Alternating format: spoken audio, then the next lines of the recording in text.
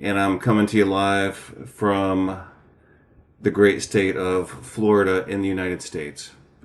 So let's look at this article that was just published recently on January 30th. It says this was published in an American news magazine of no real value, but really nothing has value anymore in terms of publications. And that's in a way that's a good thing that everyone's finally realizing that. A lot of times, for a long time, for example, people would say, "Oh, this was published in the New York Times, or this was in Forbes, or whatever," and they would, because of the location of the publication, people would say, "Oh, well, it must be true," and therefore I don't have to go through the thought process of evaluating this. I can just go into the passive process of accepting it. So I suppose that one of the good things that's happened during the course of this pandemic over the last 3 years is that more people have woken up to the fact that we have to evaluate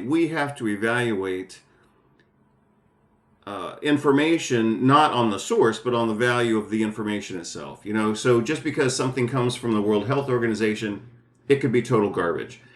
Just because it comes from the CDC, 15 years ago, a lot of us would have said, "Oh, well, it came from the World Health Organization. It came from the CDC.